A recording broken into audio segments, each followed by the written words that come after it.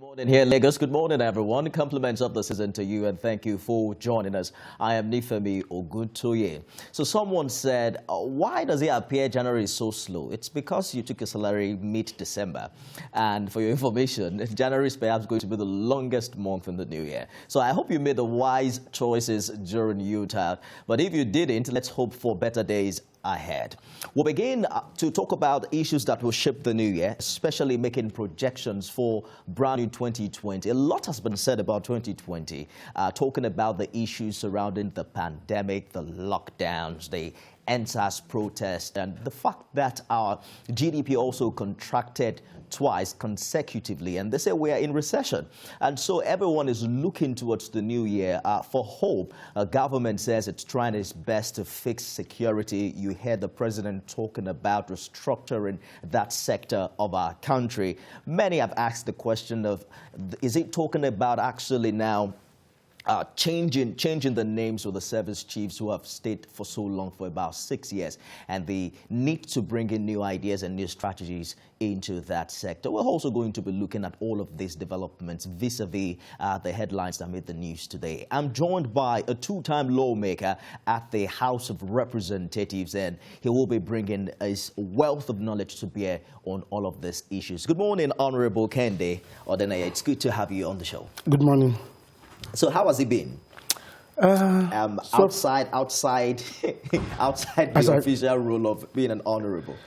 Yeah, not too much difference. Most especially when you look at my supporters in my constituency, you see that they still want me around most times. And at any point in time I visit my constituency, I realize that I even spend so much time and money with them. So, but I've had enough. I've been able to create time for myself to really rest and also project into the future. Absolutely. Yes. So you have plans for the future. That's what you seem to be hinting this morning. Something like that. Let's turn our attention to the papers. On the front page of The Nation this morning, COVID-19 spike. Federal government considers another lockdown. 33 die in 1 week. Doctors knock governors for reopening schools. So the nation appears to have been divided as regards the position to take and the direction to go. Some states are saying, well, we're opening back schools. I've also heard some people say it's not time to open schools yet. But the fear of another lockdown is perhaps the biggest challenge in 2021. There are some who are saying we cannot afford to lock down again, given how hardly hit we were in the preceding year. What are your thoughts along this area? Yeah, I think I expected that the government must have learned so much during the first lockdown. And I also expect that the government should be able to put in place a lot of things before even thinking or imagining any lockdown. Not even now that we are not doing too well with the economy. A lot of people have been affected. The nation has been affected.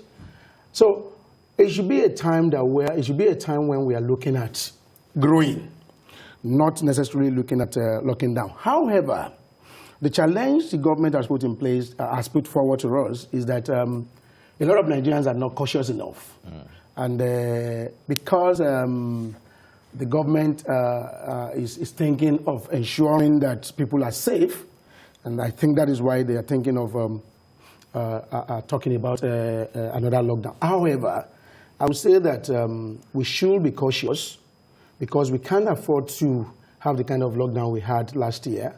And now that we are trying to come out of the recession that we are going through because of the COVID effect, we have to be a bit cautious. So to me and for me, lockdown is not the immediate solution. If the government needs to be forceful about people adhering to the cautions, I think we should do that rather than thinking about lockdown. Even in the US and the UK and co and other advanced countries that are promoting the ideas of lockdown, and they are even doing lockdown.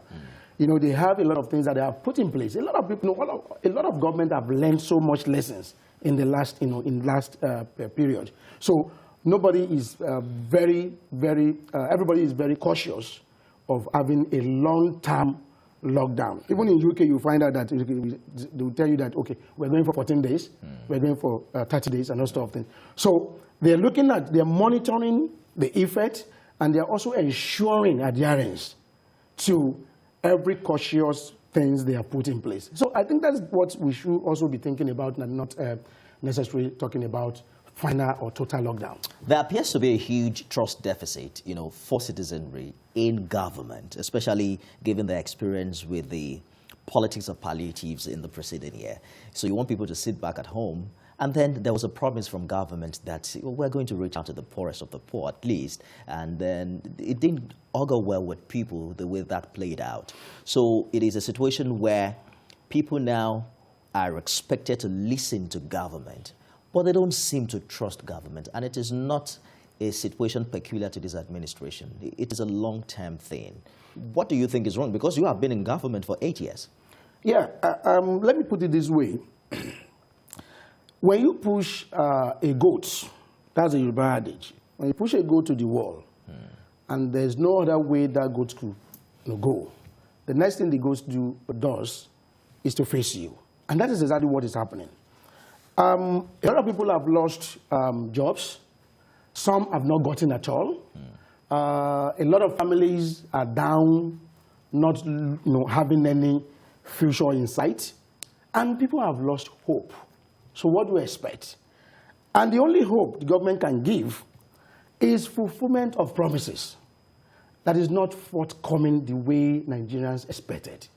If you go back to 2015, you realize that looking at the magnitude and the massive support of people during that campaign period, you realize that expectations were so high. And when expectations were so high, and they gave the government time, enough time to execute. It's not as if, do not get me wrong, it's not as if the government is not trying, but the government has not tried enough. And if you look at, again, the last pandemic period, it was not only Nigeria that was involved. It's a global thing. And because we were not fully prepared, because our economy was not stable enough to withstand that period of pandemic, it's also now affected a lot of other families. So the government needs to do a lot for the people to be able to trust. It's not easy for people to trust. You have to, coming down to even your family members alone. You find out that by the time you tell your child or your children, no, I'm going to buy you ball tomorrow, the child does not want to know what you passed through today. If tomorrow comes, you are not unable to buy the ball. Your son asks you again, Daddy, you remember yesterday you said you are going to buy me a ball. Oh, sorry, I forgot. You didn't want to explain to him what happened, but you can hide under the guise that I forgot. If you come back tomorrow again, you are not able to buy the ball. With time, is it that the son loses confidence in you? Is it that he does not believe anything you say again? Is it that he just decides to do whatever he likes to get his ball? And that is exactly what is happening. So what do we expect the government to do? The government needs to come out, reaffirm his commitment to fulfilling his promises. It's very important. We do not say that all the promises that are made, we're talking about projections for 4 years when they came on board. That's right. We're not saying all those promises must be fulfilled in one day. We are saying let's see signs of fulfilling those promises. If you promise 4 things, and we can see half happening within a year, it gives hope of a better tomorrow. But when we cannot even see a dime, we cannot see a quarter of your promises, it leaves everybody to having personal solutions to their problems. And that's exactly what is happening. So the government needs to do a lot to reaffirm his commitment to fulfilling his promises. We need to say it. You just don't promise. There must be fulfillment of those promises. And as I said, nobody is saying fulfill our promises. No, nobody can fulfill our promises except God. But as human beings, we are looking up to government that has made so much promises, and we are also expecting that we should get some things back from the government that we have voted for. We followed Mr. President's speech on New Year Day, and he also made promises talking about youth development and the need to rejig the economy. He talked about the NSAS protest, the fact that the federal government is looking into the 5 points agenda. He made mention precisely the concerns of some compatriots about slow performance of his administration, which you touched on, and he also alluded to all of the circumstances that pre-existed the advent of this administration in 2015. That is subject to a lot of debate, because some would say, oh, it is the reason why Mr. President was given the full support in the first place, the faith Nigerians had in his ability to perform irrespective of the challenges. But you were a lawmaker, I believe, in the past 4 years in Buhari's first term administration. Help us identify what the challenges are. What are the peculiar challenges for this administration that seem to give this perception of poor performance? Yeah. Let's look at it from this angle. I also tried as much as possible to agree with the government when President Muhammadu Buhari came on board then, that yes, things were bad in the past, and there was a need to put a lot of things in place. Everybody was hopeful. But we continue to give that excuse of the past. Things were bad. I agree that where a building or a structure was placed on a wrong foundation, that there would definitely be a problem. Is it that you dismantle the whole building and restart your own, or you continue to rejig the structure? However, I expected that should have been done in the first 3 years of the government. We can continue to give excuses, but I expected that things must have been put in place in the first 3 years. Let's now assume that the new structure was being put in place in the first 4 years. Now we have been in government again from 2019. So, meaning that if we continue with this, we are going to give excuses for the next 2 years, up to 2023. So meaning that we're saying that this government is not laying any foundation for another government coming on board.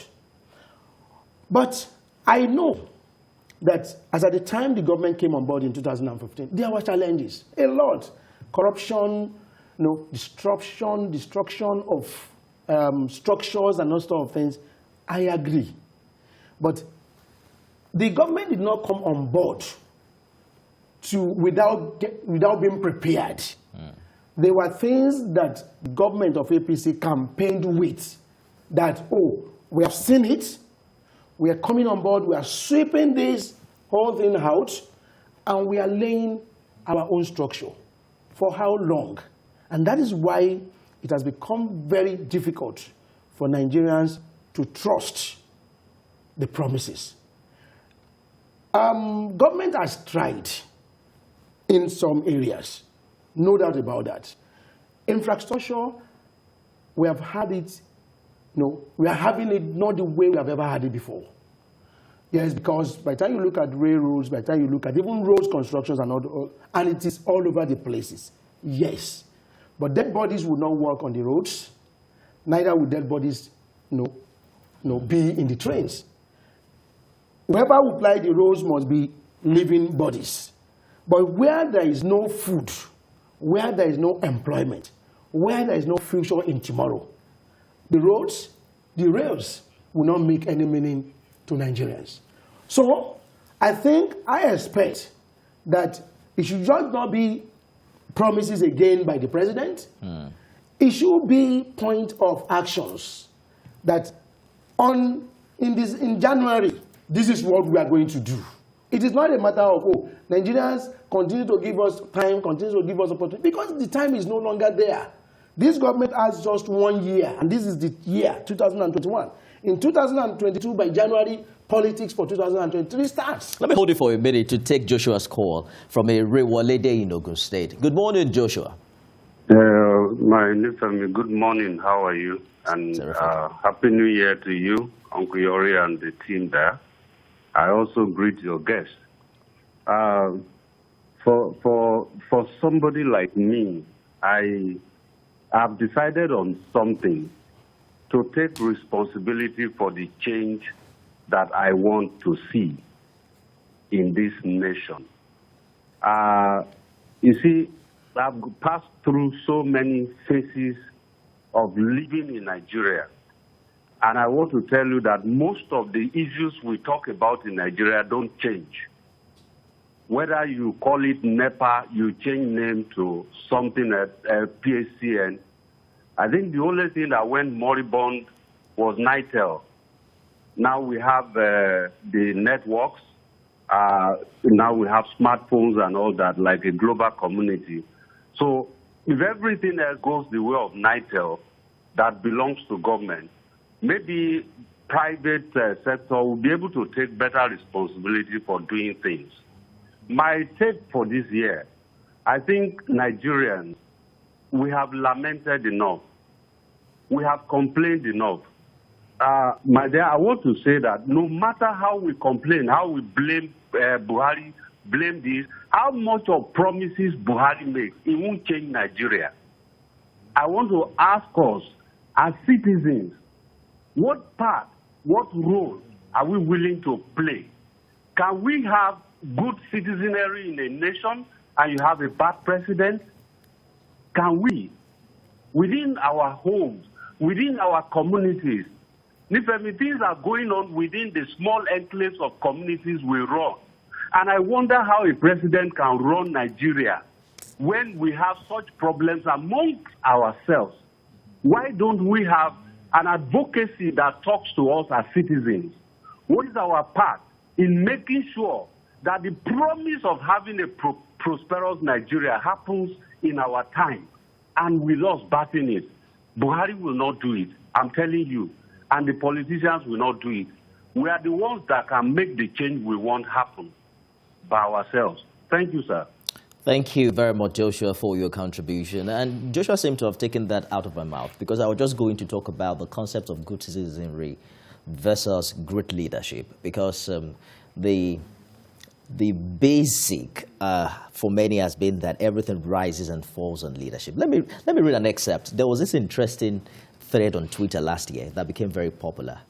And it's talking about why calling for better Nigeria and not better Nigerians. The guy said Benin Republic is poorer than Nigeria. The citizens aren't as enlightened as most Nigerians living in the cities, but they aren't lawless. He said they are law-abiding. You dare not beat traffic lights in Cotonou. Bicycles stop at traffic in intersections. If the police blow that whistle, you must stop. In fact, you will stop immediately.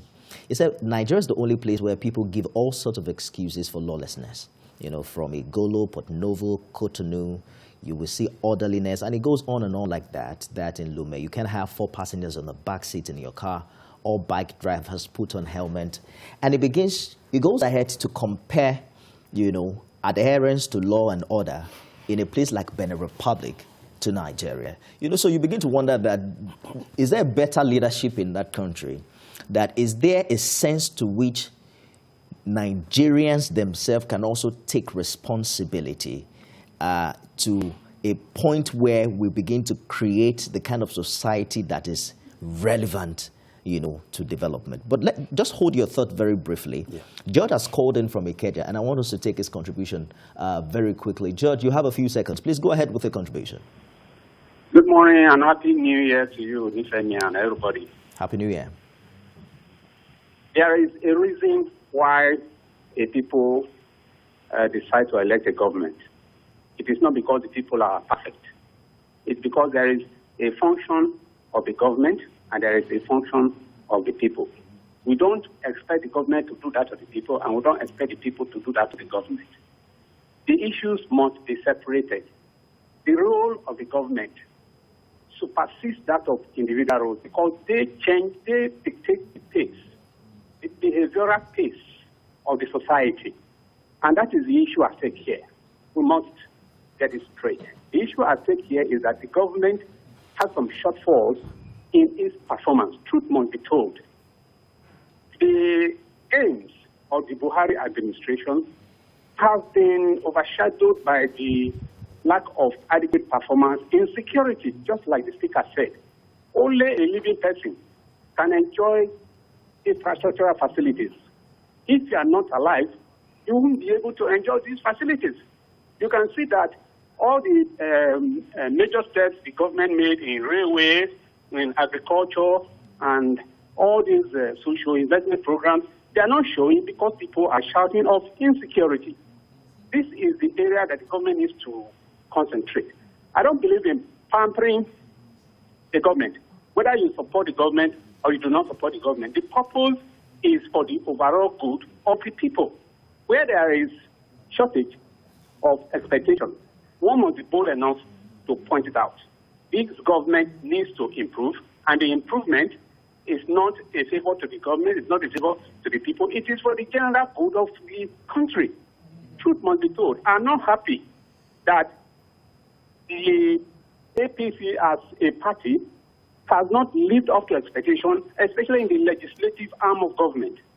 They don't seem to realize the purpose of lawmaking. It is not to please the president. It is to please the people. If you are in the same party and the executive branch is not doing well, it is your duty to put them on their toes. I'm not saying that. Well, the House of Representatives attempted that last year, Judge. Recall that the president was called upon to come talk about his programs as regards insecurity. I remember they did, but at the end of the day, did it happen? I was told that they even eventually apologized to him. No, but they also debunked that claim that they actually did not apologize. I believe that the Speaker of the House made that very clear. The truth of the matter is, did he appear before them? Did he answer questions on behalf of the people? Well, that's another story entirely, because the Attorney General of the Federation gave us reasons why the President cannot be called upon by the lawmakers. The Attorney General was not elected by the people of this country.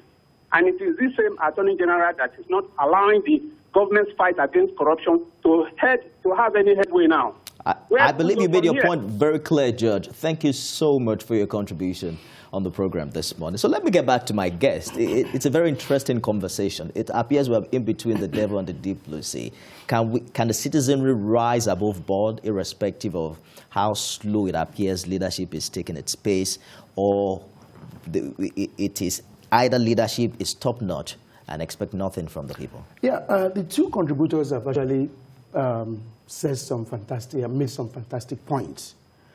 I also believe that the citizens have their roles to play. But why do we have leaders?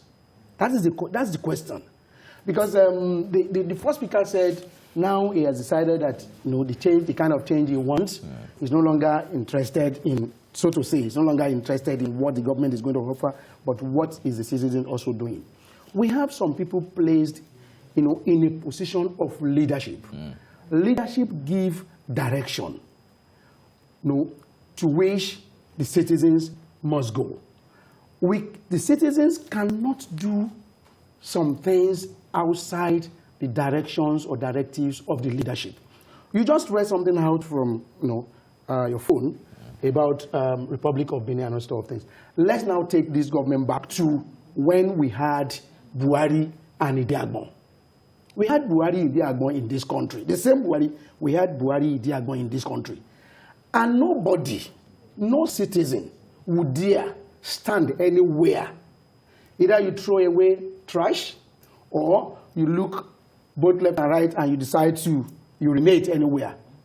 So if citizens can obey rules and regulations then, and everything was okay, why are we not having the same thing? Why we had it then was because of the kind of relationship we had. The leaders then regarded the rules. A lot has changed. That was military leadership. The leaders then obeyed the rules. You were talking about in Republic of Benin, nobody will beat the traffic lights and all sorts of things. Here, the leaders will beat the traffic rules. They will beat the traffic lights. Even when they were not supposed to move, they will move. So, leadership is just a position. We are all human beings, we are all Nigerians. Absolutely. That is not to say that I am encouraging Nigerians to break rules. But I am trying to say, to put it in right perspective, that leaders have their positions and followers follow the leaders. So if the leaders are not leading right, it is always very difficult to force it on to get the followers citizens right. to. Let's take Reverend Dominic's perception and perspectives on this matter. Good morning, Reverend. Good morning, Femi. Happy New Year. Wish you the same. You have kept me quite some time. Can I take 120 seconds? Femi. All right, go ahead, please. Last time when we had this kind of program to set a direction for the government, I said 3 things is important. 3. 1 is security, 2 is security, 3 is security. And that have shown up this year. Femi, if you get witness with me and you have conscience of Lagos, when you see the damage happen in NSAS, even on your television, every good Nigerian will weep. What caused it? Insecurity. Police. It's recklessness of security. So security is the basis of anything in a nation. There's no economy without security. There's no movement from one point to other. I couldn't travel to my southeast this year because of insecurity. Because the airlines were packed full, because nobody wanted to travel on the road, and I couldn't find a seat in any airline to southeast, and I couldn't travel because of insecurity. You remember my bishop was, kidnapped, or sorry, bishop, from my area because of insecurity. Femi, I supported this government, but I'm ashamed what is happening today. If you go to northern states, we live in Lagos here. We say we are peace here. But how could you live in the north today? Whether in northeast or northwest or north central, pastors are not spared, imams are not spared, farmers are not spared. And I was so sad 2 days ago, or yesterday, Sunday, when I saw the president's spokesman on television channel. That young man, which I love, make me saddened.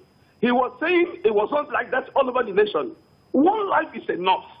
How could the president's spokesman say that the debt is not so much that he should call up the bad governors of APC? How many days we're talking about here?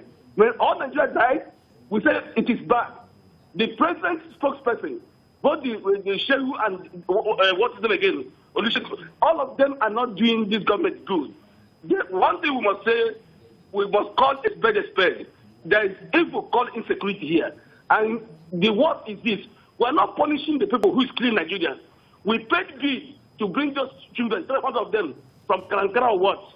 But those people that took our money are smiling now in France, are in Benin Republic, are in Chad eating. Some of them are still in Katsina, enjoying the wealth of Nigeria, and nobody's punished. Listen to me. Few days ago, Saudi Arabia hanged some people because of terrorism. Saudi Arabia. How many people have been jailed in Nigeria because of terrorism? Nobody. Rather, we give them white singlets and feed them well, while their victims are languishing in isolation camps. Absolutely, Reverend Dominic. IDP camps. Thank you very much for your contribution this morning. It seemed to have taken us now to the issue of insecurity, and which is, he mentioned the spokesman for the president. We need to clarify that that's their job, but they're not going to say anything different or say anything you want to hear. But let's talk about insecurity, because it's a very troubling situation. There's hardly a day you check the newspapers and then, on The Nation this morning, bandits kill 19 in Kaduna community attack. So they say Nigeria is a very big place, not only in landmass, but there's a lot of cultural diversification, religious interest and all of that, and it makes it a bit difficult to lead and then to bring everyone together. But let's talk about your experience, on the floor of the House of Representatives, where some of these issues were also debated and bills were passed, in resolving this challenge. Why do you think it has become, rather a very difficult task to solve? Yeah. First and foremost, let me quickly respond to the issues raised by one of the speakers, about the non-appearance of the president at the plenary of the House of Representatives. To me, I wouldn't know who advised Mr. President not to appear, but I personally was disappointed that he didn't appear. That would have given him a very good opportunity to explain to Nigerians, through their representatives, what and what the government has put in place, what and what they've been battling with, what they have done, what they are doing and what they intend to do. But unfortunately, the Minister for the Justice Attorney General, yes, says so many things and all sort of things. I wonder if we are not all reading the same constitution in this country, if he has his own laws separate from the ones that are made for Nigerians. It even goes beyond. It even goes beyond lawmaking. It was an avenue. So where was the Attorney General when the President promised to attend? And what suddenly changed? The Speaker of the House was with him. Well, we are told it was some of your colleagues, because you are also a member of the APC who advised the President that he might be embarrassed by the opposition party. When we talk about embarrassment, that session was meant to be a closed-door session. So the embarrassment there that would have happened would have remained inside that closed door, not even open to Nigerians. So, and I do not see anything why, if I'm not satisfied with my father, I should be able to tell my father that this is what you are doing wrong. If my father calls that embarrassment, is something else. But coming to insecurity. Please let me hold you. You are going to talk about that. We have a lot of time this morning. Yeah. Alaji Subiri has called in from Alimosho. Good morning, Alaji. Hello? Good morning. You might have to turn down your TV set, the volume of your TV set completely. Go ahead now with your contribution. Thank you very much. Yeah, Femi, good morning. Happy New Year. Same to you.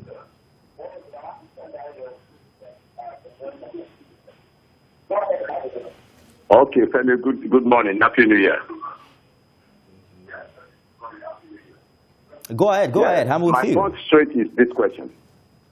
You talk of good citizenry. The good citizenry, as far as I'm concerned, can be able to sustain, can be able to, where we have an enabling environment. And that environment constitutes to good, citizenry. I don't see where this can happen when naira is when dollar is 500 something naira. When students are in the house, students in the house for 1 year. So I just want to direct my point to good citizenry.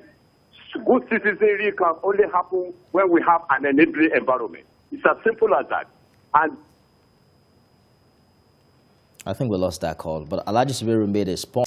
You drill your own borehole, you send your children to school. There's hardly no family that doesn't aspire to gather as much money to send their children to private. Some Nigerians even send them outside the country. So there might be a point to which Nigerians also can begin to take responsibility for themselves. But you were just about making reference to insecurity and what you observed when you were with the House of Reps. Yeah. When this government first came on board, you would notice that, yes, there was so much improvement in terms of security measures put in place. And that was what led to the government to say that Boko Haram had been technically defeated. I agree that the Boko Haram and insurgencies we are having are not normal war. So it might be difficult to say precisely that we have defeated or we have won a war. It's not a conventional war. However, suddenly, after some time, the whole thing started all over again, and we went back to what it was before the administration came on board. There are a few things. One, this government knows quite well that the Boko Haram and other insurgents are having external supports. I have said it several times at several fora that if this government will not be able to confront the insurgency all alone, if there's a need for us to also seek for external supports, let it be. We have been given support, external support to people. We have been given to other neighboring countries. So if we have challenges that are becoming too enormous for us, why can't we also seek for support? That is one. Two, we will also notice that what happens to the funding, because funding is also very important here. Nobody has queried the funding of our military. One, the point is that, is it adequate? Is it enough? Did they actually get the funding? If they got the funding, and if they have been getting the funding, have they actually used the funding in the right perspective? Has anybody probed the military to know what has happened to the funding? Because every time, even Senator Ndume had come on here several times to say that the military is not getting enough funding. So, if that be the case, as National Assembly, because I know that at every point in time I participated in the budget process, there has been issue of increasing the funding of military and all sort of things, which the government also at every time promised to do. So there's a need. It's not just increasing the funding. The one they have gotten, have they utilized it effectively? That is funding. Another point is I've talked about external forces. I've talked about external forces. I've talked about funding. Now again, the personnel themselves, are they having good leadership? Are they being led very well the way they wanted? Are they being taken care of? Because we have had in this country when military personnel decided to also protest that those ones on the war front are not being taken care of. Has anybody probed that situation? Even those ones that agitated then, we read that some of them were even court-martialed for protesting for security of their own lives. So there are so many things that are wrong. And you see, it seems government, it's not impossible. The government is doing something, but what they are doing is not known to Nigerians. We heard the president talked about restructuring the service and personnel of the security forces, and many have said perhaps he's beginning to pay attention to the call to have the service chiefs changed for the first time in 6 years. We'll talk about that, but let's take Aminu's call from Adamawa. Good morning, Aminu. Good morning. Please go ahead with your contribution. Yeah. I am speaking from Yola. Oh, Yola, okay. Northeastern Nigeria. And I know where we are coming from in respect of security. We were all living witnesses how we survived between 2011 up to 2015. We know what it was and we know what it is today. Nigerians should be very appreciative of what God has given them. First and foremost, how many military equipment do we have as at 2015? How many military aircraft do we have as at 2015? How many armor carriers do we have at 2015? The entire Niger Delta was handed over to private security of Tom Polus and Gani Adams. What are we even talking about? Security is never a day's job. It has been everywhere in the world. Let me borrow the words of Rafindadi of blessed memory. In 1982, he projected 3 things that is going to happen in Nigeria if we are not careful. Allowing 16% of your population to be in the rulers without education, without job. First. Second, allowing your military and police to be recruited from criminals. It's today 1982, so we should be very careful of where we are coming from, what the president is doing, and what the country is undergoing. Some people are just making noise. I was leaving Yola at 2014 from 7 o'clock in the morning to be in Kano. It takes me up to 10 o'clock in the night. Today I can go to Kano in 6 hours. What are we even talking about? Some of us that experienced this thing, I was in Lagos in 1992. I know what it was in Lagos in 1992. It's the same thing today. So we should be very appreciative, gentlemen. We are Nigerians. Nobody is running away from this country. No, anybody is trying to please anybody because he is making a choice. We should be very appreciative. We should evaluate what we have and what it was yesterday. Thank you very much. Thank you, Aminu. He has chosen to see the brighter side of this and has also given instances where he has seen, visible improvement over the years. Let's talk about, let's get back to the issue of insecurity. I spoke with the Senior Special Assistant to the President of Public Affairs last week, Friday, who mentioned that Nigerians seem to have given the perception that the moment they change the service chiefs, then the security problems of the country are gone forever.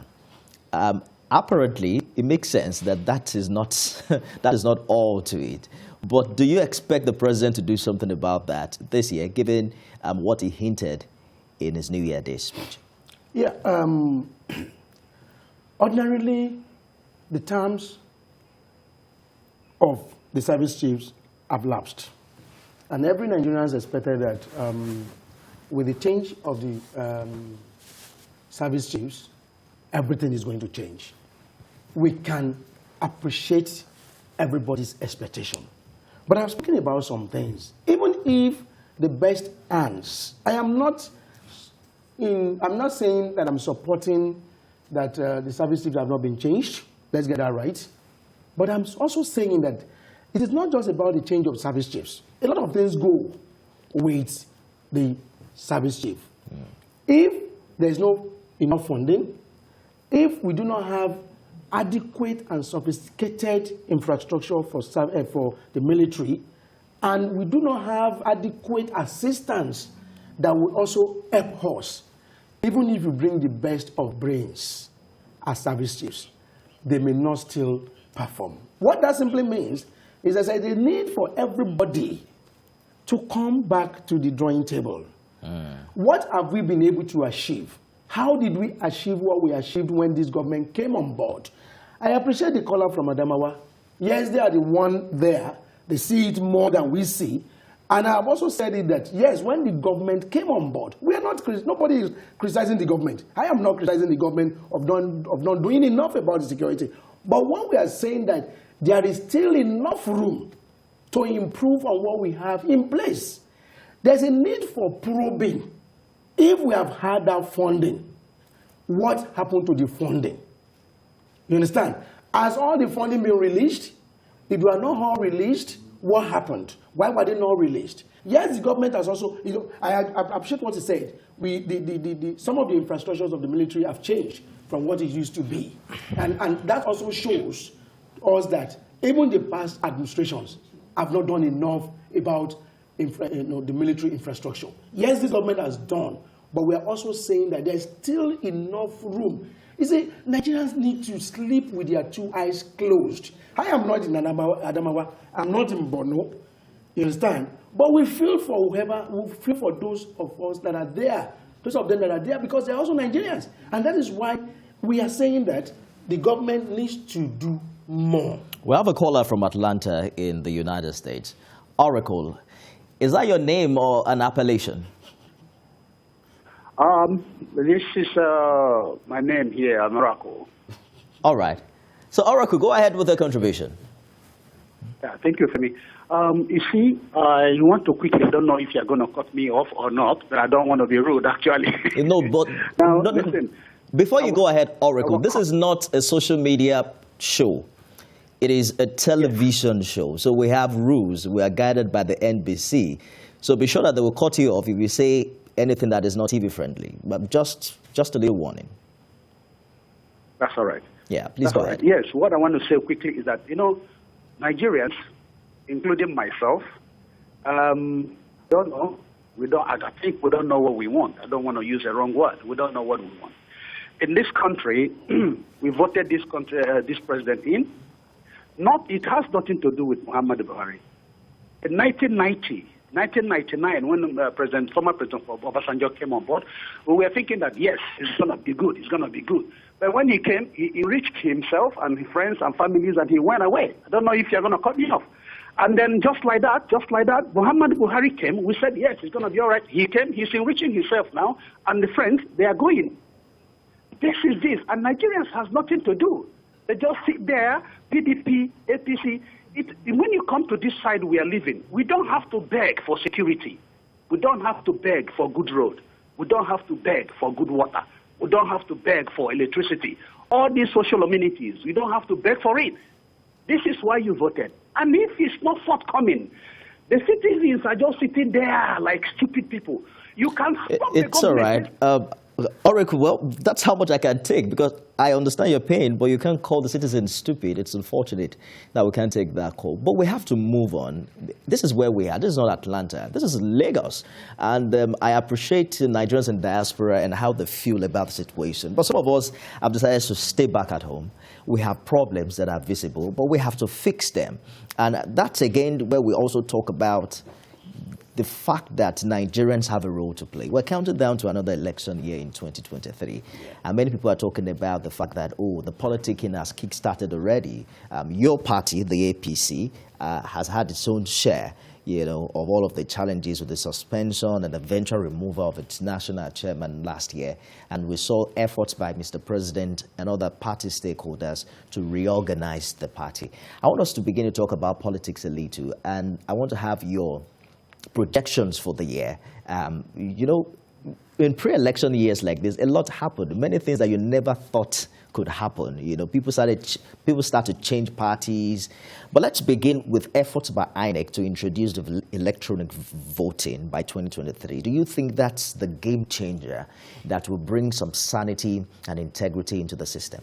Yeah, we've been talking about electronic voting since after 2011 election. And it's so unfortunate that we haven't still gotten it yet. But it's going to be well appreciated if this INEC, at least the chairman has gotten his second term in office. That's right. So it's going to be a legacy that he can leave behind when he eventually leaves this office by introducing the electronic voting. It's going to help a lot, and it's going to also, to some extent, improves our electoral system. There are a lot of people that have this fear that if they go out to go and vote, that one or two things will happen and other things, so they decide to stay at home. I do not support them. But at the same time, I will not also support anybody, I will not support a system that leads to the death of anybody because he or she wants to go and vote. So INEC must try as much as possible. They have had enough time. Let us even test run with some, I expected that they will have test run this electronic voting during this the by-elections. the rerun elections that were made, but unfortunately they couldn't do that. So let us start putting some things in place again 2023. Even if we are not perfectly there, let us start it to see that yes, we can have it. It's going to go a long way. However, coming to politics and 2023, a lot of people are jumping from PDP now to APC, the way it happened in 2014, that a lot of people moved and called themselves new PDP.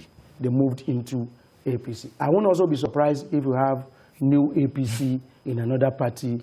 Definitely there will still be a new party where there will be a convergence of people from PDP. It is what you do, you politicians. Yes, this is what we do. This is what we do. At any point in time, you are not comfortable sitting down in a particular place or your interest is not being protected. The best thing is to move to another one. It has come down to personal interest now. So when I see, as a politician, when I see people jumping from one party to the other, I laugh. Because, unfortunately, there is no difference between Taye and Kehinde that are twins. There's no difference between both of them.